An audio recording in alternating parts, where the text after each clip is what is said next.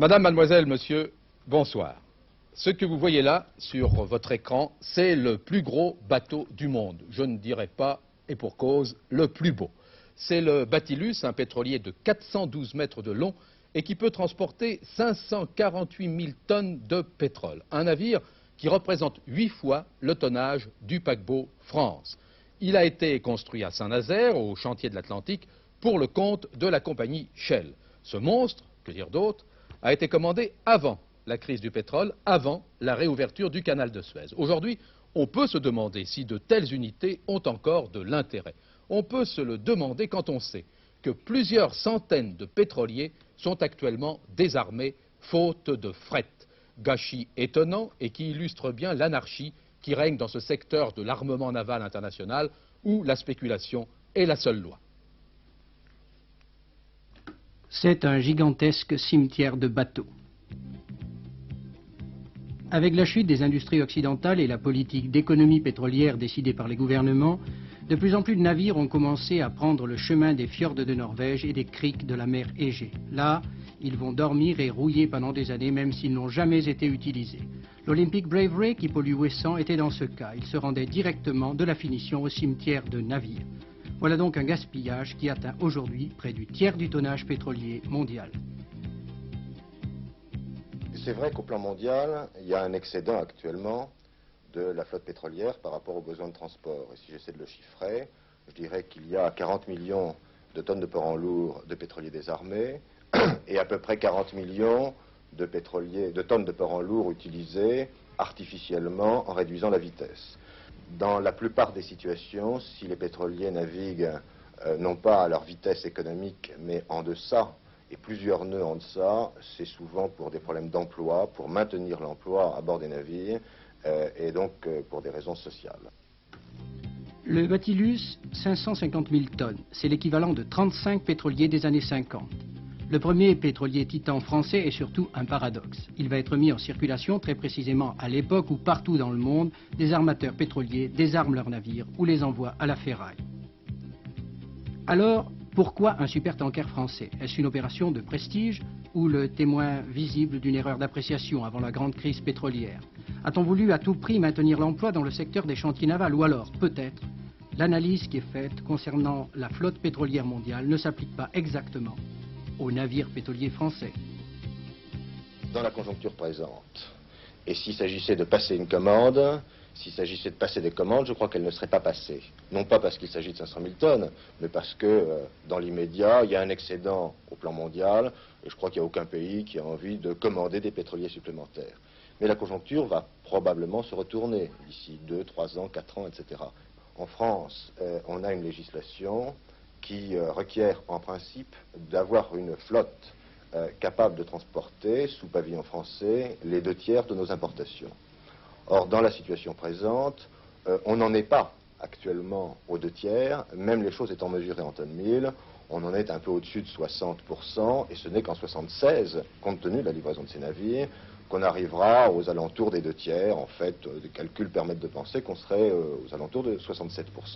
Dans ce contexte, je dis très clairement, ces pétroliers, on en aura l'emploi. On ne risque pas de faire à certains de nos voisins le cadeau que nous fait en ce moment l'Olympic Bravery, c'est ça que vous voulez dire? Là aussi, ne faisons pas de confusion.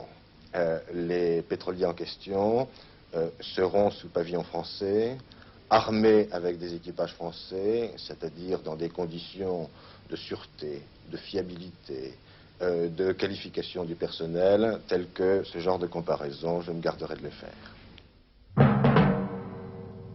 Ce grand jeune homme brun que vous voyez sur votre écran, il sourit, sourire d'ailleurs qui n'est peut-être pas inconnu, c'est peut-être l'une des vedettes de la politique des prochaines années. Il a déjà un nom, il faut qu'il se fasse maintenant un prénom, puisqu'il s'agit du fils aîné du président de la République, Henri Giscard d'Estaing. Il a été nommé aujourd'hui secrétaire national du mouvement Génération sociale et libérale, qui a pris la suite du mouvement des jeunes giscardiens. Henri Giscard d'Estaing aura comme mission de détecter des candidats valables pour les prochaines élections municipales et d'organiser leur formation. Le fils du président de la République participera également au carrefour que le mouvement Génération sociale et libérale se propose d'organiser dans toute la France.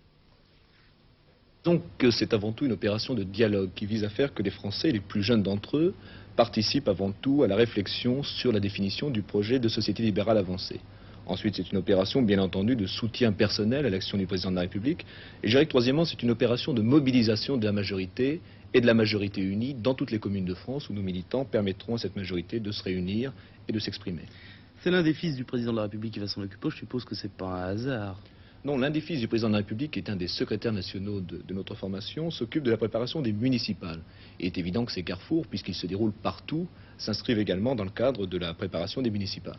Mais est-ce que c'est le coup d'envoi de sa carrière politique? Est-ce qu'on va le voir? Est-ce qu'on va l'entendre, enfin? Écoutez, le secrétaire national chargé des municipales, je crois que dans n'importe quelle formation politique, ça doit être avant tout quelqu'un qui prépare les dossiers, il y a des dossiers théoriques, et qui s'occupe également de la formation des candidats. Eh bien, disons que le rôle de secrétaire national sera de préparer nos candidats pour 77. C'est pas un nouveau gadget des jeunes cardéens? Non, je crois que les municipales, c'est avant tout autre chose qu'un gadget, et nous organisons simplement notre appareil de combat pour la préparation de 1977.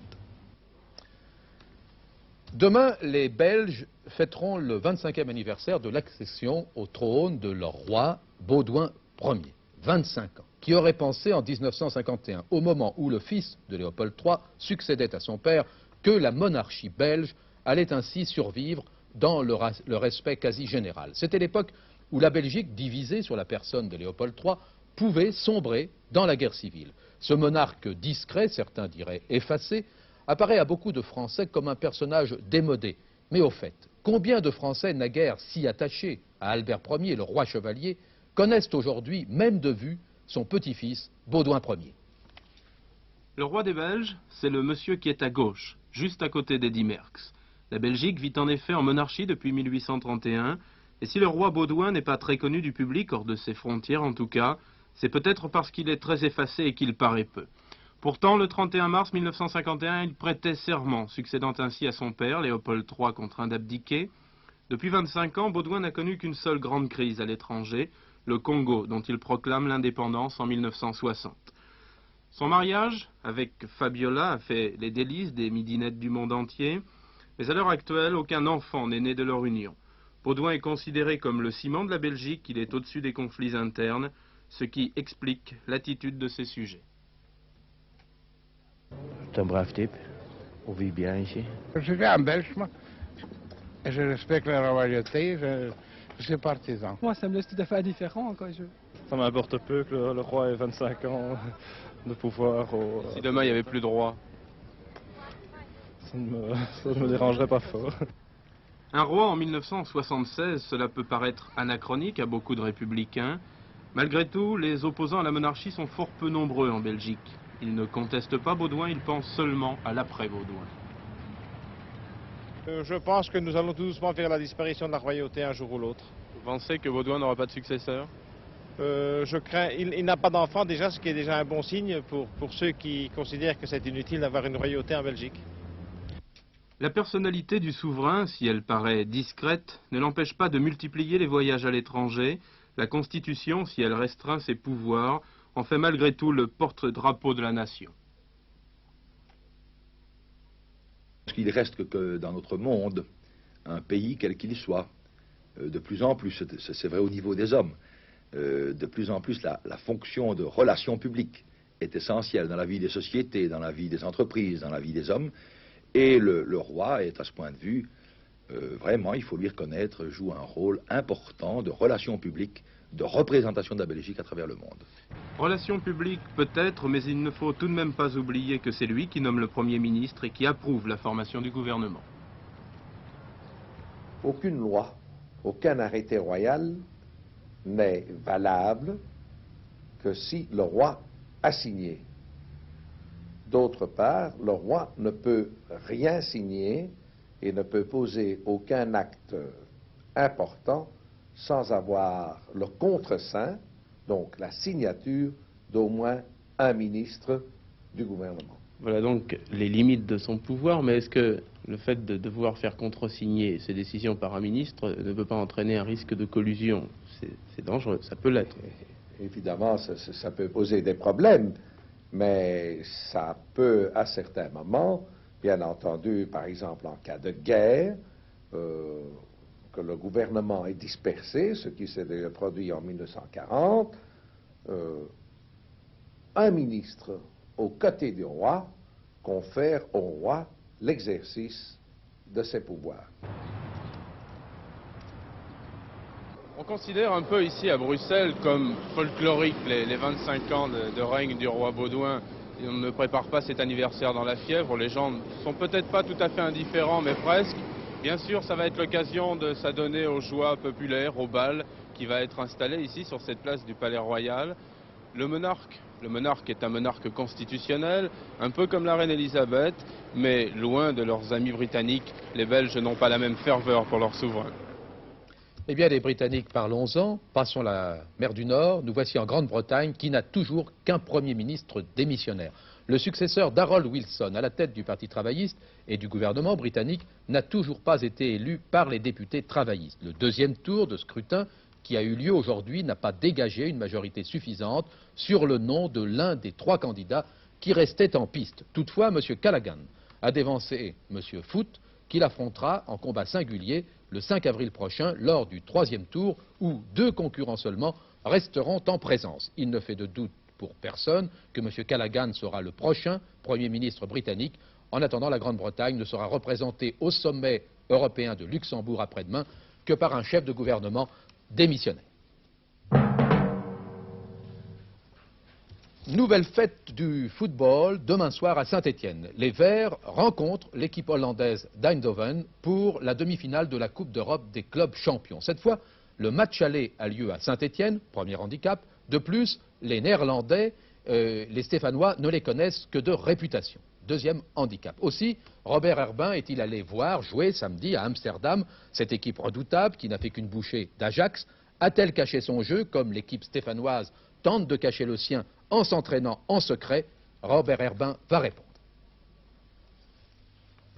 Robert Herbin, dernière séance d'entraînement de la S Saint-Étienne avec un huis clos plus ou moins respecté.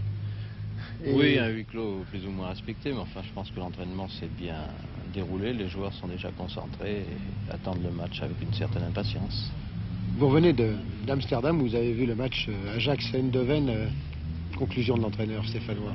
Eh bien, l'équipe d'Eindhoven n'a pas volé sa place en demi-finale. Elle m'a fait grosse impression. Ajax n'a pas été très brillant. Je crois que c'est surtout parce qu'Eindhoven est très bon, très offensif. C'est une équipe qui possède des joueurs de grande qualité et qui consacre beaucoup à l'offensive. Donc vos joueurs sont prévenus ou seront prévenus. Si on voulait résumer les demi-finales, est-ce que vous seriez d'accord avec cette définition? L'autre demi-finale, un match de seigneur, entre guillemets, celui de Saint-Étienne contre Eindhoven, le match de l'ambition. Et oui, c'est le match un peu des outsiders parce qu'il y avait le Real, il y avait le Bayern, il y avait Mönchengladbach comme favori, il n'y avait peut-être pas Eindhoven et Saint-Étienne. Donc c'est le match des ambitieux peut-être. Antenne 2 à l'honneur au Festival du film sportif de La Baule. Le prix Carlo Alberto Ghezza a été décerné à Adolphe Drey, que vous voyez ici, et qui est reporter, caméraman à Antenne 2. Cette récompense lui a été attribuée pour son film sur le tennis, Number One, qui sera diffusé prochainement sur Antenne 2. On y évoque les problèmes de l'argent et du sport, vaste domaine. Eh bien, avant de vous laisser voir Faust, ce merveilleux spectacle en direct de l'opéra, quelques mots sur le temps. Les températures encore très agréables aujourd'hui de la Méditerranée aux Alpes. Refroidissement très sensible, par contre, sur les autres régions. Vous avez dû vous en apercevoir comme nous nous en sommes aperçus ici. Demain, la France restera sous l'influence de haute pression, mais encore en bordure du mauvais temps qui traverse les îles britanniques. Les nuages resteront abondants de la Bretagne au bassin parisien et à la Belgique, mais ils feront place l'après-midi à des éclaircies, tant mieux. Partout ailleurs, les éclaircies débuteront dès le matin, après la dissipation des brouillards, encore assez fréquents dans le sud-ouest, donc en résumé, une assez bonne journée. Eh bien, au cours de l'entracte de Faust, vous pourrez écouter et voir la dernière édition de notre journal que vous présentera Gérard Holst. Je vous souhaite une bonne soirée sur Antenne 2, bien sûr, ça en vaut vraiment la peine ce soir. À demain.